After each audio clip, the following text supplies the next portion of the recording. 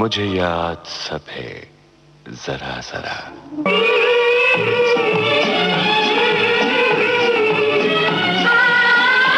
मुझे याद सब है जरा जरा। मुझे याद सब है जरा जरा। वो लम्हा लम्हा साथ है। मुझे याद सब है जरा जरा।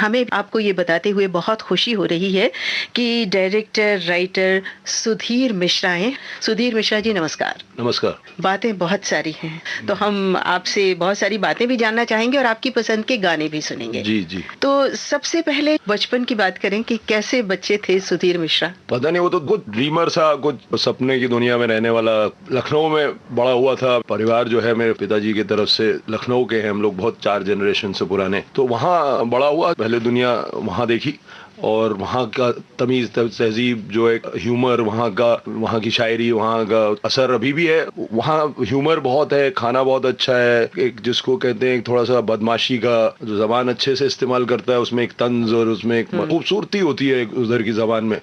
और लोग जो हैं बहुत एक दूसरे से खुल के बात करते हैं। बहुत सेक्युलर जगह है, आज तक कभी कम्युनल कोई प्रॉब्लम नहीं हुई वहाँ पे। तो जो एक मिली जुली तमीज़ तहजीब है वो वहाँ की है ना, उसका एग्जाम्पल है बहुत बड़ा। जहाँ तक मैं जानती हूँ वहाँ आपने थिएटर ग्रुप एक शुरू किया था। नहीं, लखनऊ में कुछ खास किया नहीं मैंने। वो घर था एक जिसको ददियाल बोले, जहाँ आप छुट्टियों में जाते थे, क्योंकि मेरे फादर फिर इधर उधर चले गए थे, वो पढ़ाते थे। प्रोफेसर का बेटा हूँ मैं, मैथमेटिक्स के प्रोफेसर हैं मेरे फादर, DN मिश्रा साहब। तो वो जो थे वहाँ, मुझे उन्होंने बचपन में फिल्में बड़ी दिखाई। वो लखनऊ फिल्म सोसाइटी चलाते थे। जी हाँ। तो वहाँ मैं 3-4, जो मेरे 2 चाचा हैं, फाउंडर मेंबर थे उसके, तो वो गोद में बैठा के मुझे कई फिल्में दिखाते थे जो मेरी माँ कहती थी मुझे नहीं दिखाना चाहिए था, लेकिन वो दिखाते थे। तो उसकी वजह से थोड़े कुछ चीज़ें रह गई मेरे ख्याल से। इस वजह से मैं बाद में फिल्म मेकर बना। मेरे एक चाचा थे, छोटे चाचा, और नंदन चाचा बोलते हैं उनको, लखनऊ में ही हैं वो, अभी भी वही हैं। वो मुझे कॉमिक्स बड़े देते थे पढ़ने को। बचपन में मेरे पास कुछ 10,000 कॉमिक्स थी। कल्पना के घोड़े बहुत दूर दूर तक दौड़ाए आपने। एक मेरे चाचा दूसरे थे, रतन चाचा बोलते हैं उनको, आर्मी में थे। वो मुझे बोलते थे यार ये तुम्हारे पिताजी जो हैं वो अजीब अजीब तुमको फिल्में दिखाते रहते हैं, ये सब गलत है, स्टंट फिल्में देखनी चाहिए। तो मुझे दारा सिंह की फिल्में दिखाते थे। इस बहाने सभी तरह की फिल्में देखी, सब तरह की फिल्में देखी। और मेरे फादर ने कभी मना नहीं किया मुझे, इसीलिए मुझे हर तरह की फिल्में भी पसंद है। ऐसा कुछ हुआ। फिर उसके बाद मैं सागर चला गया था, एक छोटा सा शहर है मध्य प्रदेश में जहाँ सिर्फ कैंपस है और आर्मी का कुछ एक बड़ा कंटोनमेंट है। उसके अलावा बहुत छोटा सा शहर है। तो वहाँ कैंपस में बड़ा हुआ मैं। South Indians, Tamilians, Maharashtrians, Punjabi जो पढ़ने आते थे। सागर में कुछ डिपार्टमेंट्स थे जैसे फार्मेसी, क्रिमिनोलॉजी, जियोलॉजी, वो बहुत कम जगहों पे थे। बहुत कम जगहों तो बहुत सारे बाहर के लोग आते थे, हर प्रांत के टीचर्स। तो हम लोग यूनिवर्सिटी प्रोफेसर्स के बेटे, हम लोग के पास रिहर्सल के लिए हमको जगह बड़ी होती थी और लाइब्रेरी के लिए बहुत एक्सेस होती थी। तो हम लोग बैठ के लाइब्रेरी में किताबों की दुनिया में खो सकते थे। फिक्शन की दुनिया में बैठा रहता था मैं गर्मियों में और वहाँ पढ़ता रहता था। वहाँ से मेरे ख्याल से कहानी सुनने कमाल की जगह थी। हर तरह के लोगों से मिला। क्रिकेट की बॉल मारो तो गाँव चला जाए। गाँव आप ऐसे देखते थे जैसे रोज गांव में ही रहते थे और कैंपस में रहते थे। तो एक तरफ तो दुनिया के बेहतरीन माइंड्स, हर विषय पे अगर आप बात करना चाहो तो उस विषय का बहुत बड़ा आदमी आपसे बात करता हुआ आपका चाचा था। और फिर वो गांव और वहाँ का लोग, बुंदेलखंड और बुंदेलखंड का वहाँ की कल्चर, वहाँ का कल्चर, वहाँ का म्यूजिक वगैरह। आपने बात म्यूजिक की है तो आपकी पसंद के गाने भी हमें सुनवाने। तो कोई गाना याद आ रहा है उस जमाने में जो फिल्म में देखते थे आप उसका? और मुझे बहुत अच्छा लगता है वो गाना, किशोरदा का है, चलती का नाम गाड़ी फिल्म का नाम है। और वो मन्नू मेरा हुआ अब तेरा क्या होगा, हम थे तुम थे और समा रंगीन समझ गए ना। बहुत खूबसूरत गाना। जी हाँ, चलिए वो गाने सुनते हैं। हम थे वो थी हम थे वो थी और समा रंगीन समझ गए ना। जाते थे जापान पहुंच गए चीन समझ गए ना। हने प्यार हो गया। हम थे वो थी और समा रंगीन, समझ गए ना, जाते थे जापान पहुंच गए चीन, समझ गए ना, हने हने हने प्यार हो गया।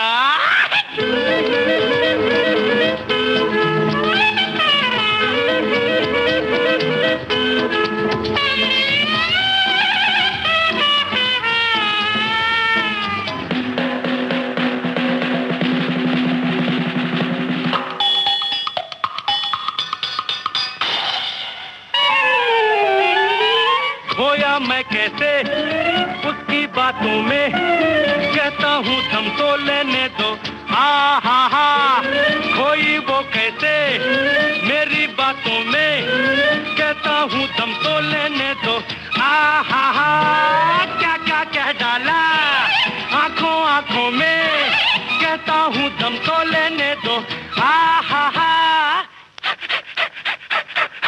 हम थे वो थी और समा रंगीन, समझ गए ना, जाते थे जापान पहुंच गए चीन, समझ गए ना, याने याने याने प्यार हो गया। ओ मन्नू तेरा हुआ अब मेरा क्या होगा, मन्नू तेरा हुआ अब मेरा क्या होगा।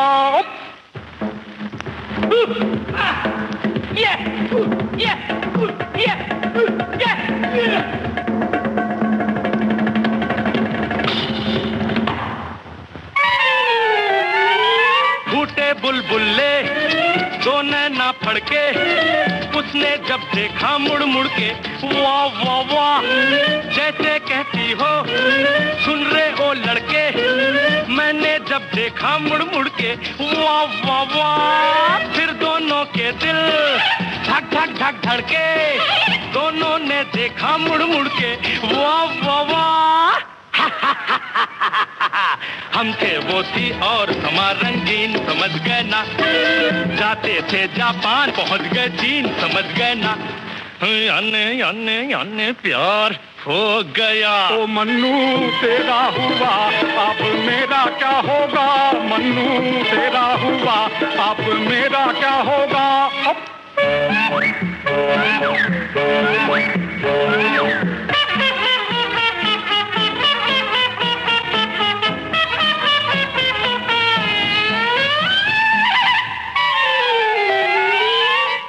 थोड़ा सा लंबा लंबा सांस धीरे धीरे उसने खींचा, आ हा फिर उसका पल्लू बनके उसका दांत धीरे धीरे मैंने खींचा, आ हा घबराहट में फिर अपना अपना हाथ उसने खींचा मैंने खींचा, आ हा हम थे वो थी और समा रंगीन, समझ गए ना, जाते थे जापान पहुंच गए चीन, समझ गए ना, याने याने याने प्यार हो गया।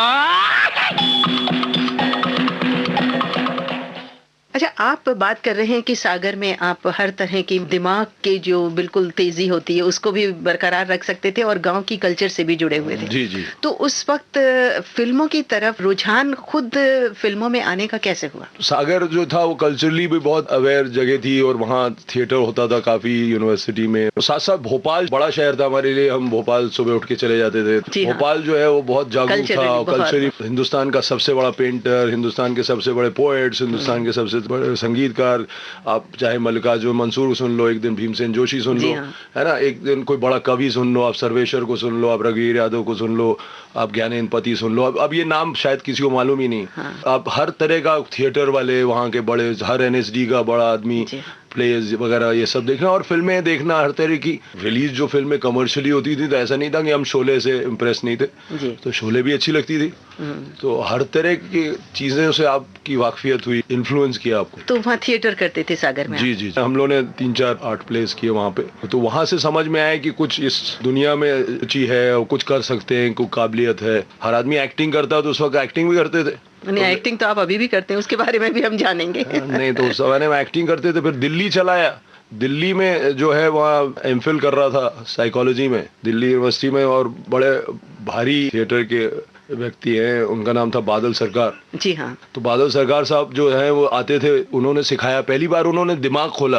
वो बड़े कमाल के आदमी थे। आपको नहीं अपने बातों से सिर्फ वाकिफ नहीं कराते थे, दुनिया की बातों से कराते थे। आपका दिमाग अपनी तरफ ही सिर्फ नहीं खींचते थे, आपका दिमाग खोलते थे, हर तरफ जाने की आपको जिज्ञासा जो होती है वो देते थे। तो एक बड़ा कमाल का था। MK रैना साहब थे, हमने प्ले किया था जुलूस उनके साथ, 500 शोज किए थे उसके, हर नुक्कड़ गली में नुक्कड़ नाटक नुमा था वो, हाँ, उस जमाने का। तो हम लोग 5-5 शो जहाँ पे भी भीड़ इकट्ठा की और शोज करे, तो उस तरह से फिर वो एक आदत लग गई। तो एमफिल तो कुछ कहीं और ही रह गया, इधर थिएटर की तरफ रुझान बदल गया आपका। बदल गया बहुत उस वक्त। तो फिर थिएटर से फिल्मों में आने का जो आपका दौर है, तो आप पूना गए उसके बाद?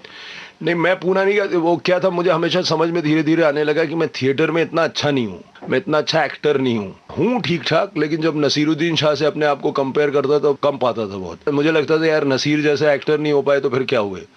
तो डायरेक्शन और कहानी लिखना और स्टोरी टेलिंग में अपने आप को ज़्यादा माहिर पाता था, अपने आप को काबिल पाता था उसमें। तो ऐसे ही बैठा बैठा एक दिन दिल्ली दूरदर्शन में एक प्रोग्राम होता था युव मंच जी।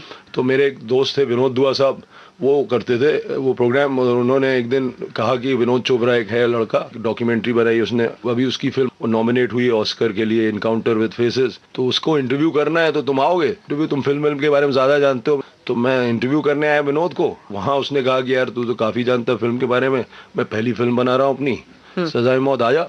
मैं क्या करूँगा? बोला बूम पकड़ लोगे। बूम मतलब वो साउंड रिकॉर्डिंग का माइक होता है, तो मुझे बूम पकड़ना मैंने सीख लिया और मैं आ गया। ऐसे ही मैं तफरी में आया कि पता नहीं, क्योंकि आपको पता नहीं होता, आप बना सकते हैं, डायरेक्ट कर सकते हैं, आप शहर में रह सकते हैं। पर वो फिर यहीं रह गया। कुंदन शाह मिले, सईद मिर्जा मिले, केतन मेहता मिले, शेखर कपूर मिले, महेश भट्ट मिले, जावेद अख्तर मिले, और इतना प्यार मिला कि यही रह गया। तो चलिए आगे की बात हम करते हैं। गाना बीच में एक सुन लेते हैं और आपकी पसंद का। मुझे वो एक गाना बड़ा पसंद है साहिर साहब का, अभी न जाओ छोड़कर। वाह, वो गाना सबको पसंद है, बहुत पसंद है, और हमारे सुनने वाले भी बहुत खुश हो जाएंगे। जी जी।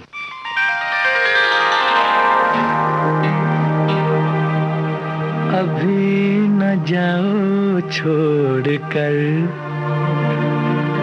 कि दिल अभी भरा नहीं, अभी ना जाओ छोड़कर कि दिल अभी भरा नहीं।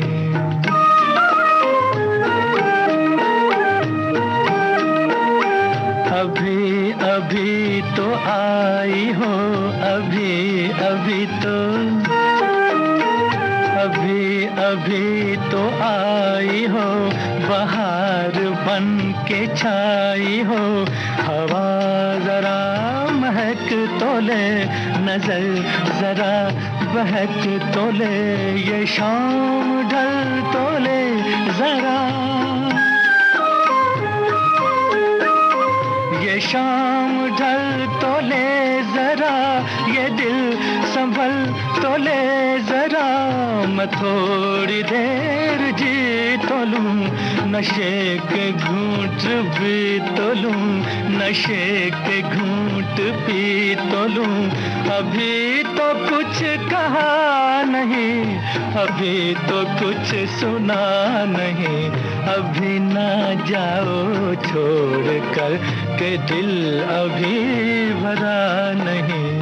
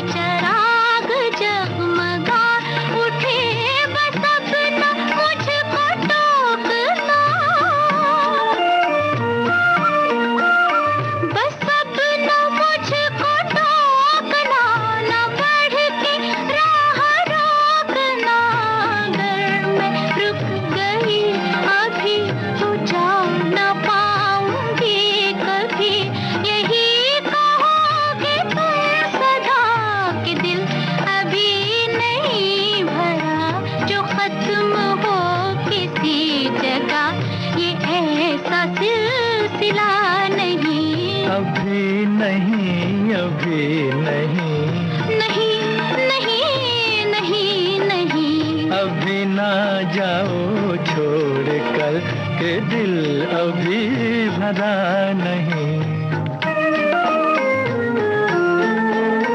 अधूरी आस, अधूरी आस छोड़ के, अधूरी प्यास छोड़ के जो रोज यूं ही जाओगी तो किस तरह निभाओगी कि जिंदगी की राह में जवां दिलों की चाह में कई मकाम आएंगे जो हमको आजमाएंगे।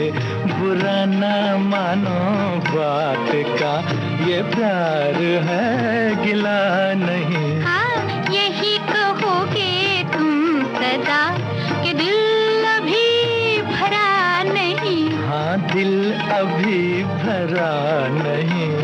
नहीं नहीं नहीं नहीं।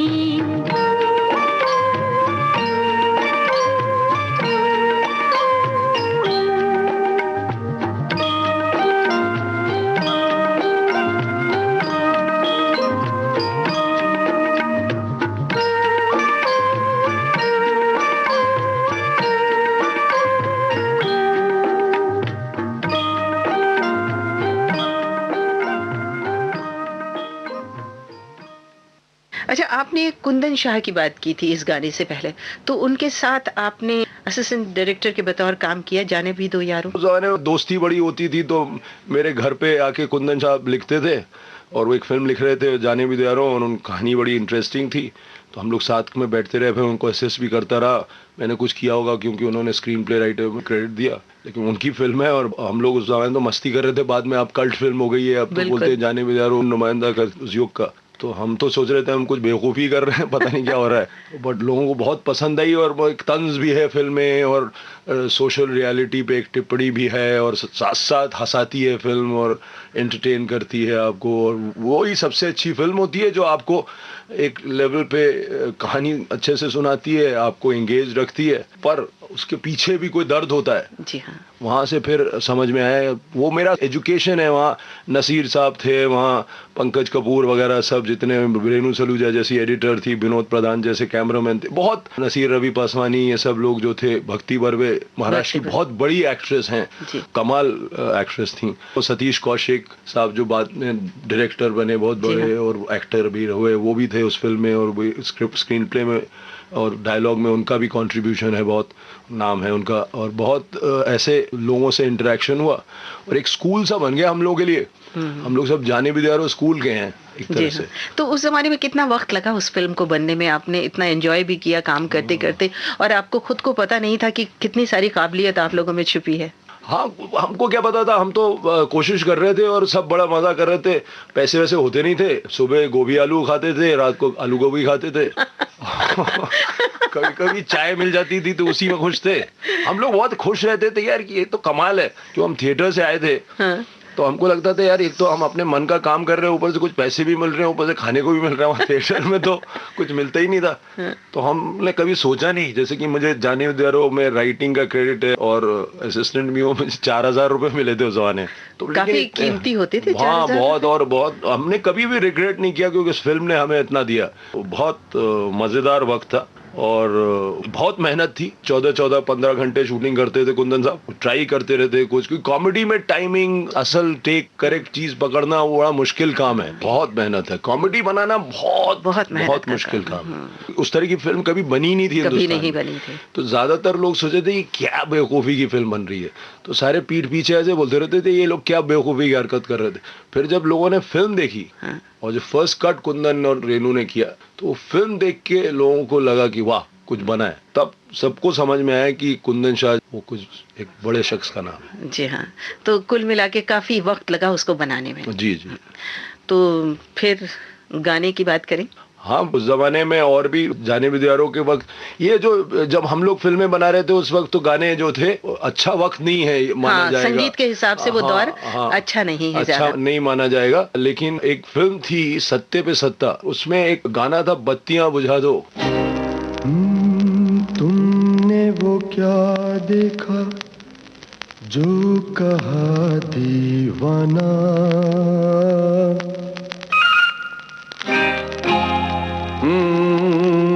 हमको नहीं कुछ समझ जरा समझाना।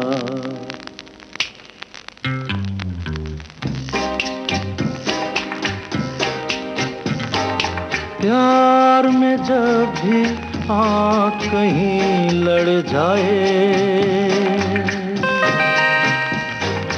तब धड़कन और बेचैनी बढ़ जाए। जब कोई गिनता है रातों को तारे, तब समझो उसे प्यार हो गया प्यारे।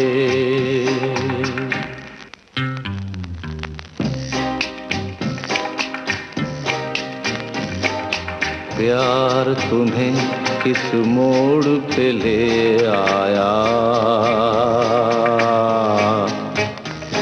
ये दिल करे हाय हाय, कोई ये बताए क्या होगा। प्यार हमें किस मोड़ पे ले आया, के दिल करे हाय हाय, कोई ये बताए क्या होगा।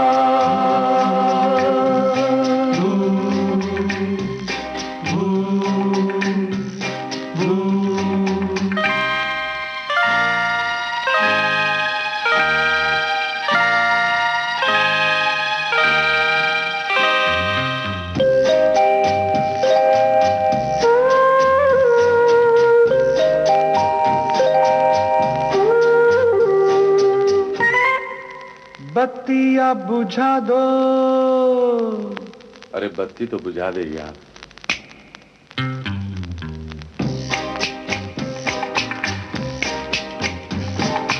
बत्तियाँ बुझा दो कि नींद नहीं आती है। बत्तियाँ बुझाने से भी नींद नहीं आएगी। बत्तियाँ बुझाने वाली जाने कब आएगी।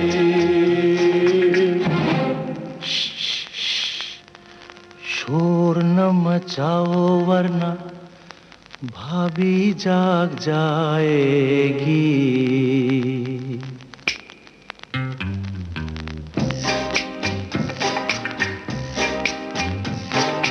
प्यार तुम्हें किस मोड़ पे ले आया, ये दिल करे हाय हाय, कोई ये बताए क्या होगा।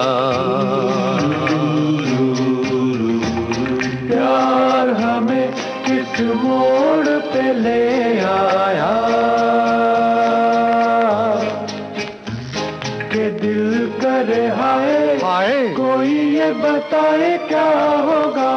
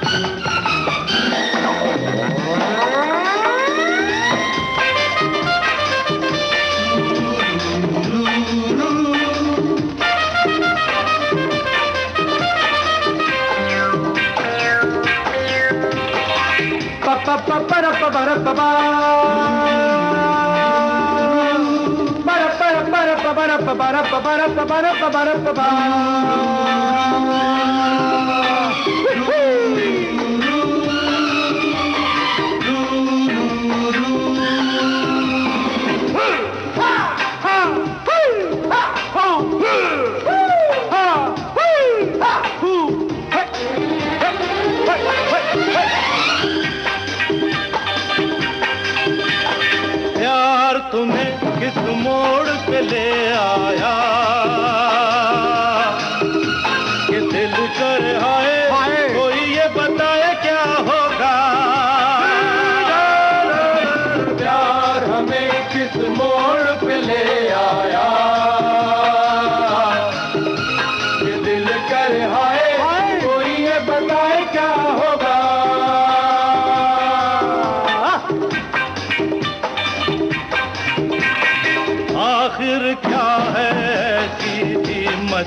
गोरी, अरे मिल गए दिल फिर भी क्यों है ये दूरी, अरे दम है तो उनसे छीन के ले आएंगे, अरे जीना घर वालों ने अगर मंजूरी, दम है तो उनसे छीन के ले आएंगे, अरे जीना घर वालों ने अगर मंजूरी, प्यार हमें किस मोड़ पे ले आया, ये दिल घर आए कोई ये बताए क्या होगा, प्यार हमें किस मोड़ पे ले आया,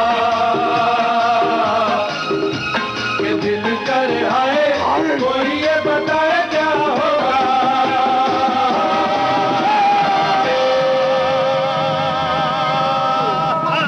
जब ये फिल्म बनी थी एक दौर था समानांतर फिल्मों का, एक किसी गहन सोच को लेके, गहरे विषय को लेकर बड़ी स्लो फिल्में बनाई जाती थी जो एक आम जो देखने वाले हैं उनसे हटकर थोड़ी होती थी। तो उस बारे में आपका क्या कहना है? नहीं, मुझे लगता है जो पैरेलल सिनेमा, आर्ट सिनेमा, जो भी बोले आप, उसको बड़ा बदनाम किया गया है। बहुत लोग कई बातें, बहुत ज़माने में जाने विद्यारो बनी, श्याम बेनेगल की फिल्में हर जगह रिलीज हुई। ऐसा नहीं एल्बर्ट पिंटो को गुस्सा क्यों आता है जैसी फिल्म थी, नसीर साहब और ओमपुरी और स्मिता पाटिल और शबाना आजमी और पंकज कपूर और इस तरह के एक्टर्स जो आज भी हैं और अपना योगदान दिया, वो सब थे। एक नॉर्मल ऑर्डिनरी फेस जो है उसकी पोइट्री को, उसको एक अहमियत देने की कुव्वत थी उन फिल्मों में। आज बहुत सारे फिल्मकार जो हैं, जैसे कि आशुतोष गोवारिकर हुए या इम्तियाज़ अली हुए या श्री राम राघवन हुए या जितने भी आज राजू हिरानी हुए, जितने भी हैं, उनको थोड़ा सा उन्होंने उस दौर से लिया है। जी हाँ, आप देखिए तो उनकी फिल्म में एक रियलिज्म आया है। तो उस जमाने में अर्थसत भी बनी और आक्रोश भी बनी, जी हाँ। है ना।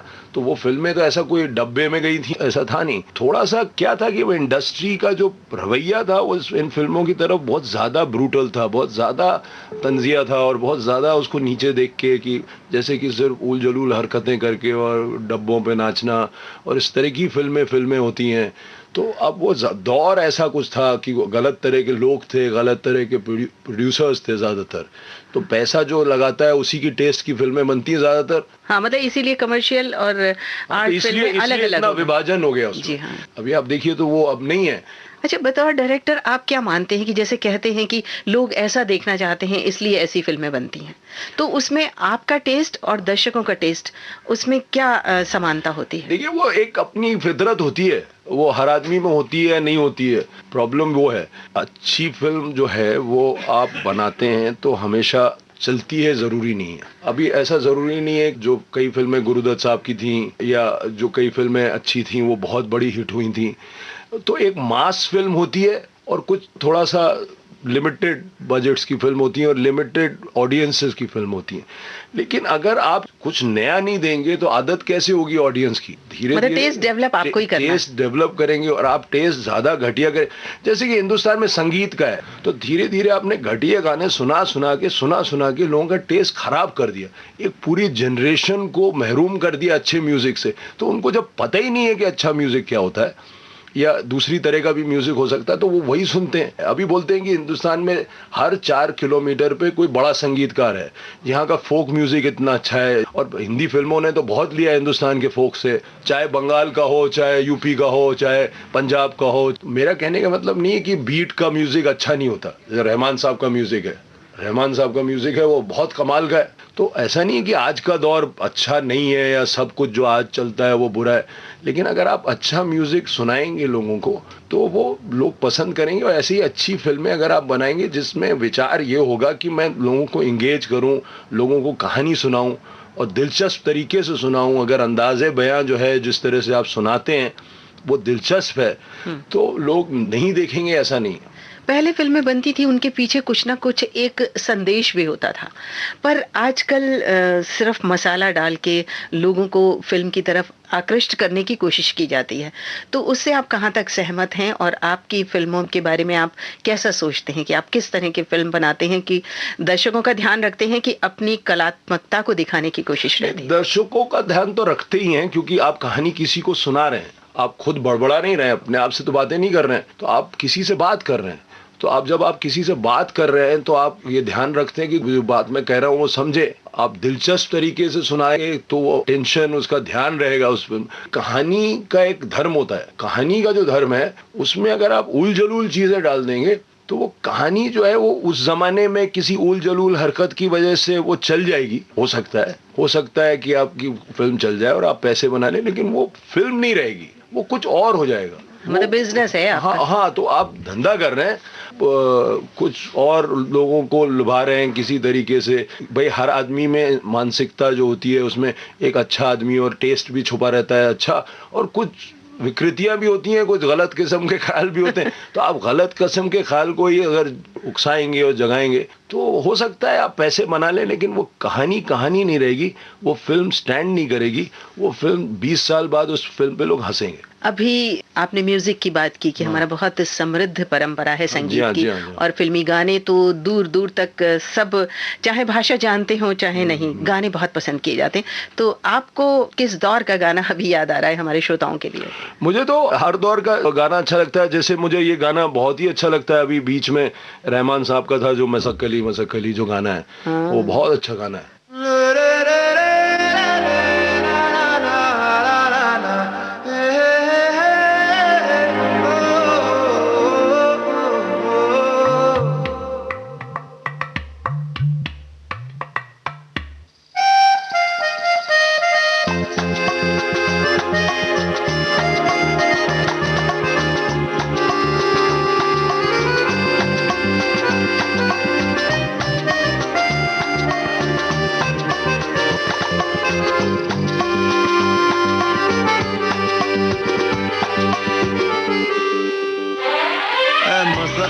मसक्कली उड़ मटक्कली मटक्कली, मसक्कली उड़ मटक्कली मटक्कली, मसक्कली मसक्कली उड़ मटक्कली मटक्कली, मसक्कली उड़ मटक्कली मटक्कली। जरा पंख झटक गई धूल अटक और लचक मचक के दूर भटक, उड़ डगर डगर कस्बे कूचे नुक्कड़ बस्ती में ये इतड़ी से मुड़ अदा से उड़ कर ले पूरी दिल की तमन्ना, हवा से जुड़ अदा से उड़ फुर फुर फुर तू हीरो बना रे। मसक्कली उड़ मटक्कली मटक्कली, मसक्कली उड़ मटक्कली मटक्कली।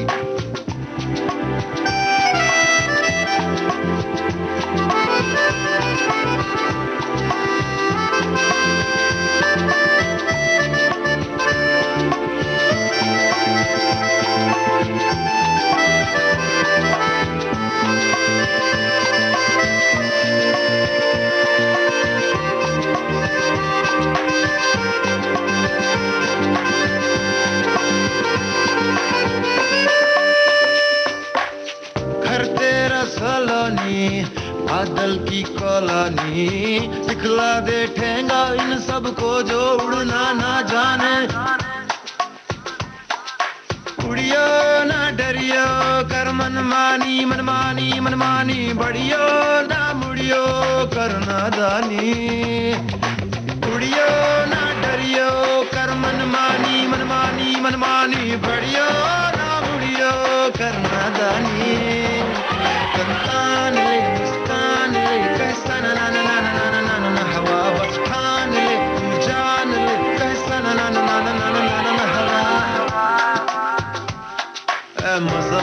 मसक्कली उड़ मटक्कली मटक्कली, मसक्कली मसक्कली उड़ मटक मटक मटक मटक।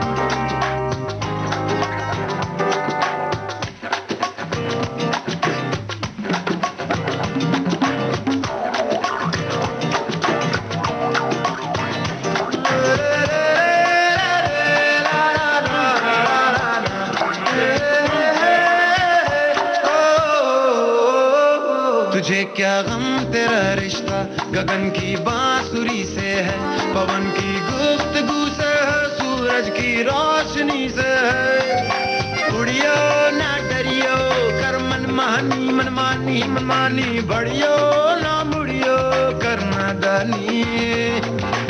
उड़ियो ना डरियो कर मनमानी मनमानी मनमानी, बढ़ियो ना मुड़ियो कर नादानी। मुस्कान ले कहीं सन न न न न न हवा, बस ठान ले तू जान ले कहीं सन सन हवा। मसकली मसकली उड़ मटक मटक मटक कली, मसकली मस मस मसकली मटक मटक मटक।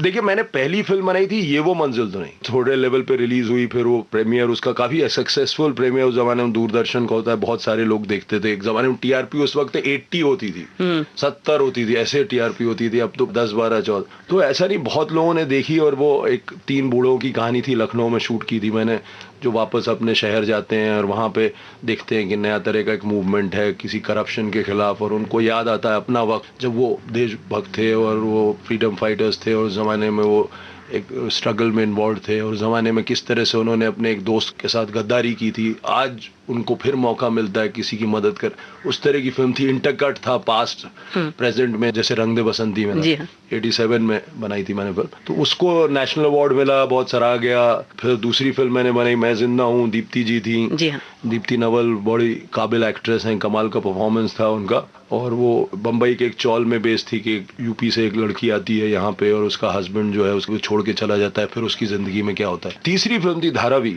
और वो शबाना और ओम थे उसमें, और धारावी जो यहाँ का सबसे बड़ा एशिया का स्लम माना जाता है। तो उस जमाने में मुझे भी हो गए थे 7-8 साल बम्बई में, तो जो मेरा बम्बई के प्रति जो रिएक्शन था, और मुझे बहुत शहर कमाल का लगा जहाँ पे आप अपनी जिंदगी का स्क्रीन प्ले चेंज कर सकते हैं, जो भी मुमकिन है वो। क्योंकि हमारे यहाँ बड़े क्लास किस्म की सोसाइटी है, तो बाकी जगहों पे जैसे हैं आपका जीवन एक तरह से तय हो जाता है कि आप यही होंगे। बम्बई में आके आप खुल जाते हो, आप यहाँ पे डूब के, यहाँ पे गायब होके फिर निकल सकते हो एक नए आदमी बन के। जी हाँ, ये मुमकिन है। उसमें प्रॉब्लम भी होती है एक नए माइग्रेंट की, वो भी होता है, लेकिन आप हर आदमी जो है ना बड़ा नॉस्टैल्जिया में डूबा रहता है कि अरे यार मैं मुंबई आया और कितना क्रूर, तो अगर इतना क्रूर है तो वापस चले जाओ, इतना क्रूर शहर है। तो ऐसा नहीं है, ये शहर बहुत वार्म है और शहर आपको बहुत गोद में लेता है और आपको बहुत कुछ देता है। फिर क्या होता है कि आप भी अलग होते हो, बिछड़े होते हो अपने से, और घर जो है आपका जो है वो छूटा होता है।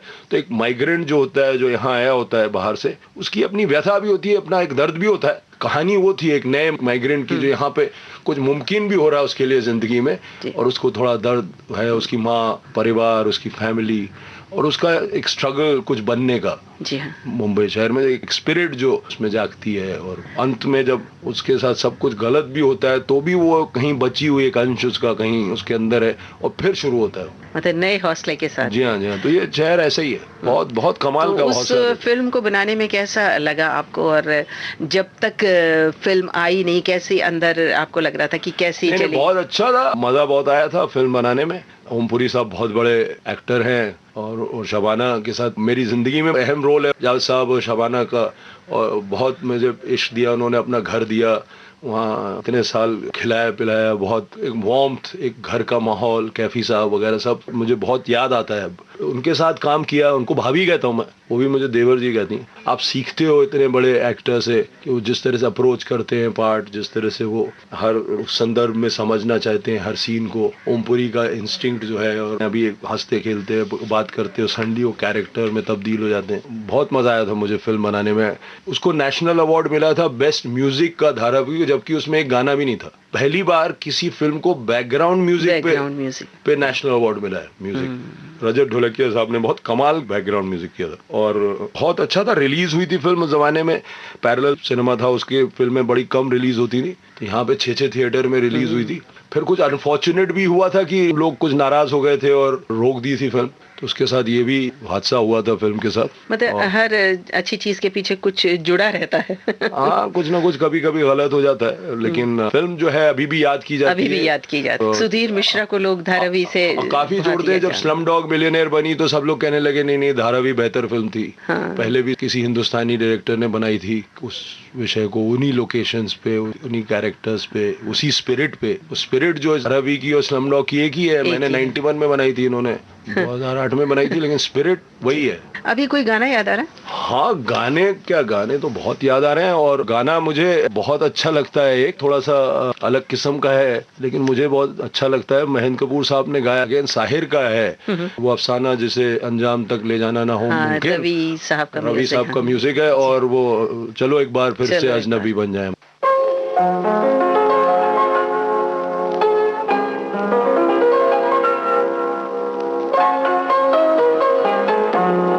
चलो एक बार फिर से अजनबी बन जाए हम दोनों। चलो एक बार फिर से अजनबी बन जाए हम दोनों।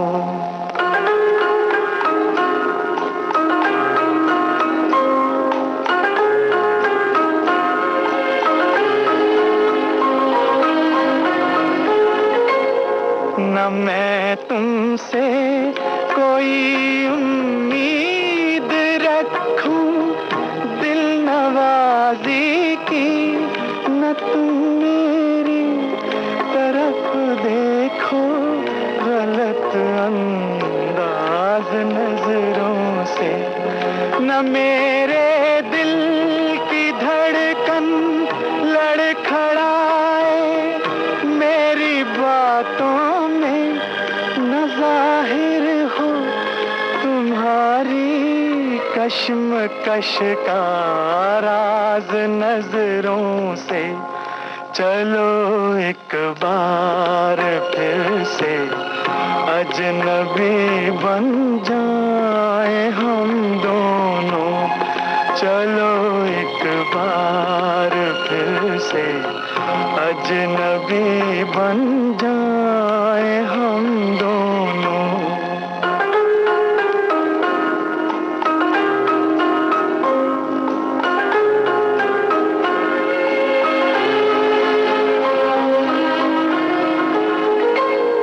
तुम्हें भी कोई उलझन रोकती है पेश कदमी से, मुझे भी लोग कहते हैं कि ये जलवे पर आए हैं। मेरे हमराह भी रुसवाइयाँ हैं मेरे माजी की, मेरे हमराह भी रुसवाइयाँ हैं मेरे माजी की। तुम्हारे साथ भी गुजरी हुई रातों के साए हैं। चलो एक बार फिर से अजनबी बन जाए हम दोनों। चलो एक बार फिर से अजनबी बन जाए हम दोनों। अच्छा, मैं ये सोच रही थी कि आप फिल्मों के लिए कहानियां कहाँ से चुनते हैं, कहाँ से लेते हैं कहानी? एक बड़े शायर हैं, उनका नाम है अकबर अलाहाबादी, तंजिया शायर हैं। तो कहते थे शेर अकबर में कोई कश्मो करामात नहीं, दिल पे गुजरी है और कोई बात नहीं। फारसी में एक कहावत है कि वो अच्छी कहानी क्या होती है, वो होती है जो कंबाइन करती है आपके साथ जो बीता और जो आपने देखा, उसका जो कॉम्बिनेशन होता है वो अच्छी कहानी होती है। जब फिल्म मेकर अपना नजरिया डालता है और अपने आप को कहानी में डालता है, जो उसने महसूस किया है उस पे फिल्म बनाता है। तो मैं हमेशा कोशिश करता हूं, जैसे धारावी है, आप बोलेंगे कि भाई आप तो टैक्सी ड्राइवर नहीं थे और आप तो स्लम में नहीं रहते थे, लेकिन मैं बगल में रहा हूँ स्लम के सायन कोलीवाड़ा में, जमीन पे सोया हूँ, और मैं भी माइग्रेंट था, तो मैंने उसको थोड़ा सा अपने से अलग कर दिया था, एक टैक्सी ड्राइवर में अपने आप को तब्दील कर दिया था, तो उससे एक थोड़ी ऑब्जेक्टिविटी आ जाती है। लेकिन जो गुजर रहा था, मैं फिल्में बनाने की कोशिश कर रहा था, वो एक फैक्ट्री लगाने की कोशिश कर रहा था, लेकिन वो स्पिरिट और जो स्ट्रगल था वो सिमिलर था, उसकी फीलिंग जो थी वो वही थी। तो जब आप अपने से जोड़ के फिल्में बनाते हैं, जो आप महसूस करते हैं उस पर फिल्म बनाते हैं, तो वो अंदाज आपका होता है, और अंदाज में ही कहानी है, अंदाजे बयां में ही बयां है। और जो आपने अनुभव किया है, जो सच को आपने देखा है, वो अगर सबके सामने जाएगा तो उसका असर ज्यादा होगा, आप भी उसको ज्यादा पहुंचा सकते हैं क्योंकि आपने अनुभव किया है। वो इसी को पहले कहा करते थे, आदर्श और यथार्थ दोनों होना चाहिए किसी भी कहानी के पीछे, तो वो कहानी अच्छी रहती है। अच्छा, अब हजारों ख्वाहिशें ऐसी, हाँ, वो कुछ फिल्म मुझसे बड़ी हो गई है, बहुत ही अच्छी फिल्म। हाँ, तो वो क्या है, मेरी से लोग कहते हैं हजारों ख्वाहिशें ऐसी, तो उससे थोड़ा मुझे कभी जेलसी भी होती है उस फिल्म से, क्योंकि कभी कभी आपको एक कहानी ऐसी मिलती है, एक वक्त ऐसा मिलता है, कुछ लोग बिल्कुल सही हो जाते हैं, उसकी कास्टिंग परफेक्ट हो जाती है, मतलब उसमें सब कुछ परफेक्ट है। हाँ, तो वो बन गई फिल्म। उसके लिए कैसे इंस्पिरेशन कहाँ से मिला कुछ उसके? अब देखिए, आपका बैकग्राउंड है, मेरा बैकग्राउंड स्ट्रेंज है एक तरह से। ननिहाल की तरफ जो है, मैं कांग्रेस पार्टी बड़ी करीब से देखा है, मेरे ग्रैंडफादर, इटर्नल ग्रैंडफादर का नाम डीपी मिश्रा था, वो एक जमाने में मिसेस गांधी के साथ और काफी करीब थे, इंपॉर्टेंट मेंबर थे पार्टी के। लेकिन मैं थोड़ा सा लेफ्ट मूवमेंट से इन्वॉल्व हूँ। समाजवाद का जो एक सोच है, जो एक डेमोक्रेटिक क्वालिटी है, जो उसमें हर आदमी का जो पोटेंशियल है वो पूरा हो, ये जो ख्वाब है, ये मुझे अच्छा लगता है। तो हजारों ख्वाहिशें में वही ख्वाब था, एक ड्रीम है एक जनरेशन की। एक जनरेशन जो था वो एक ड्रीम करता था, विरासत में उसको जो अपने माँ बाप से मिला था उससे वो एग्री नहीं कर रहे थे। तो यही होता है एक झगड़ा दो जनरेशन्स का, कि आपको विरासत में कुछ मिलता है। एक हिंदुस्तान की कल्पना एक प्रीवियस जनरेशन की थी, वो जो 70s का जनरेशन, लेट 60s का था, वो life was not about only loving your parents, तो वो थोड़ा सा डिसएग्रीमेंट में थे।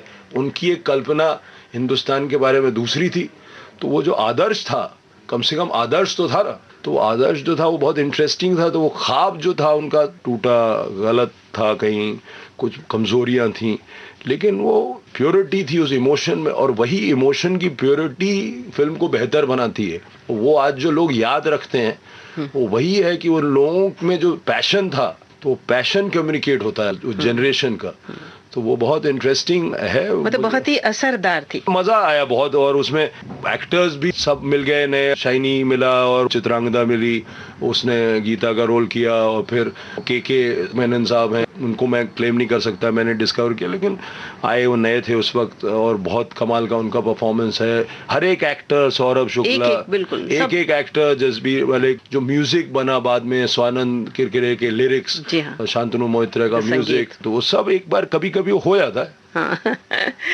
तो कुछ गाना सुने इस नोट पे। और तो आप हजारों की बात करेंगे तो बाबरा मन सुनिए। बिल्कुल, बाबरा मन बहुत अच्छा गाना।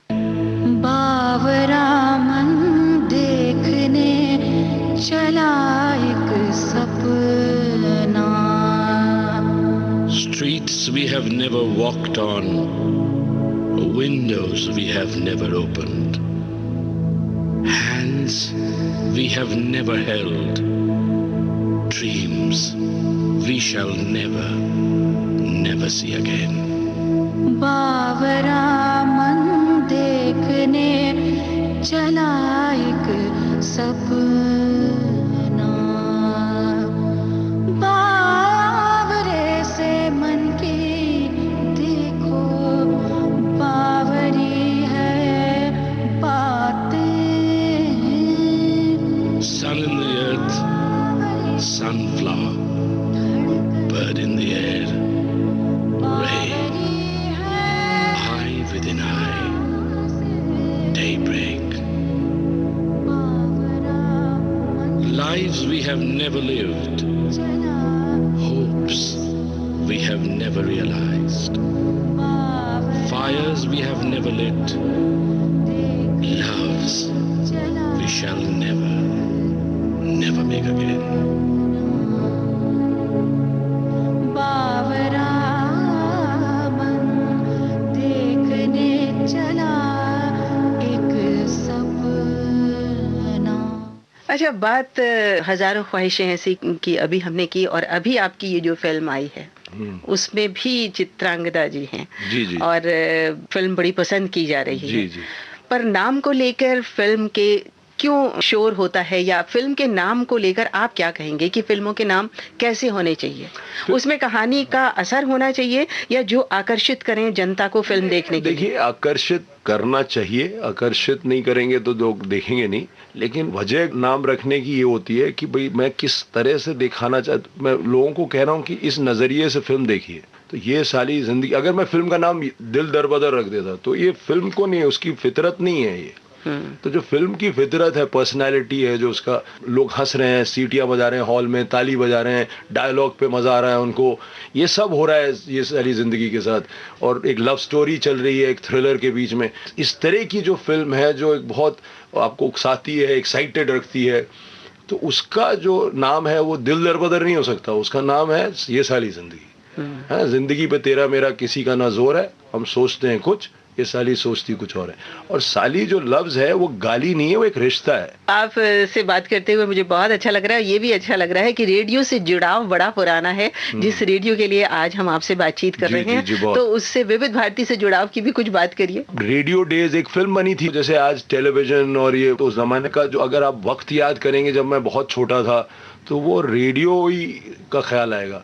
आपको अमीन साइनी की आवाज के बगैर आप उस वक्त को नहीं बता सकते। आप फौजी भाइयों के लिए जो प्रोग्राम है, या हवा महल प्रोग्राम है, अगर आप उस वक्त को बताना चाहोगे तो आपको कहीं ये दिखाना पड़ेगा या सुनाना पड़ेगा कि वो रेडियो डेज हैं। आज फिर रेडियो बहुत अहमियत हासिल कर रहा है। अब जब लोग इतना मूव पे हैं तो एफएम जो है वो बहुत इम्पोर्टेंट होता जा रहा है। जी। इसकी कहानी आपने कहाँ से ली, कैसे कंसीव की? कैसे की वो तो मुश्किल काम है। मैं, एक बड़े अंग्रेज फुटबॉलर हैं, उनका नाम है गैरी लिनेकर।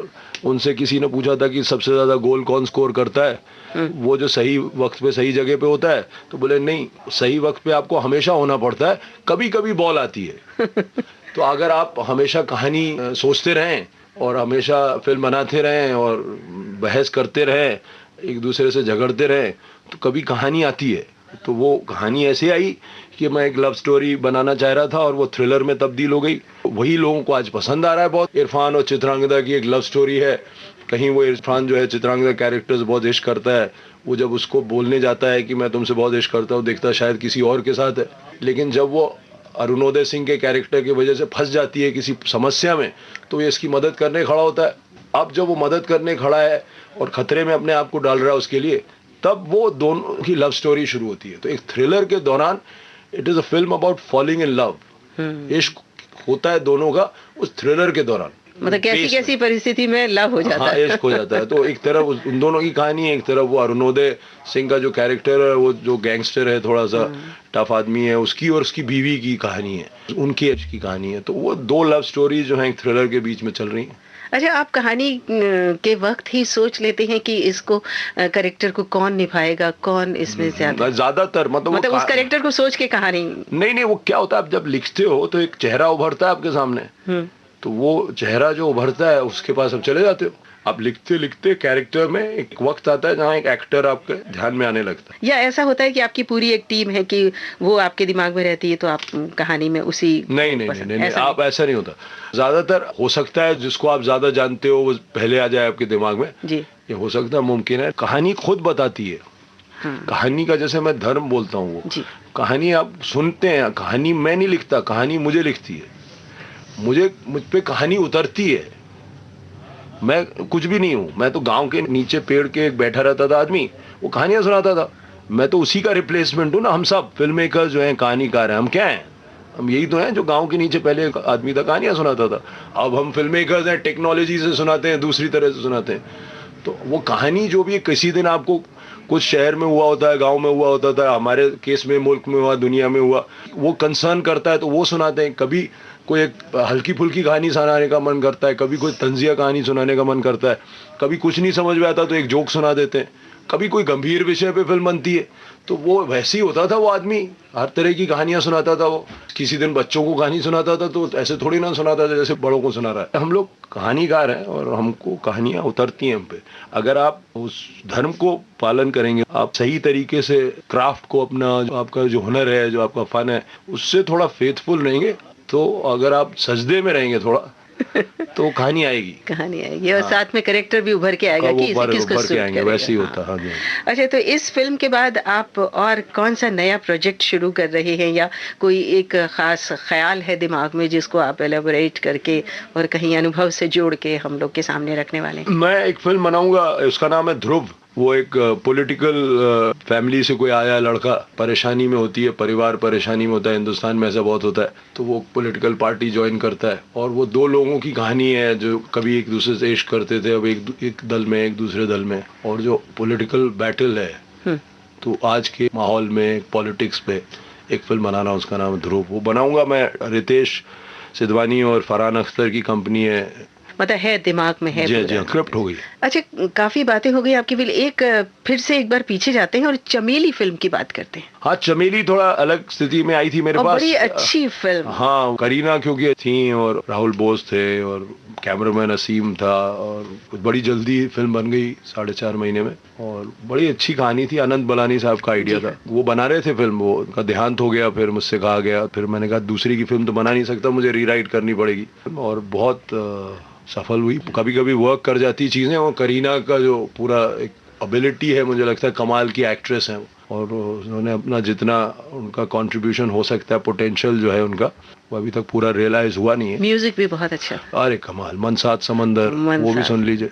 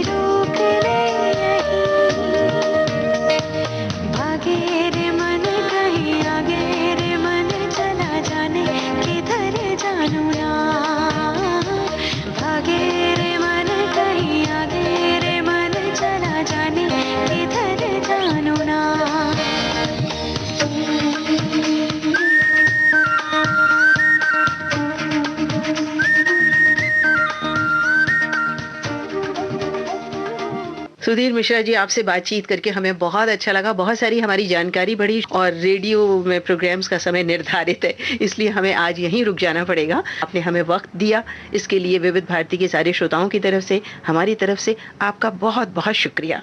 बहुत बहुत शुक्रिया।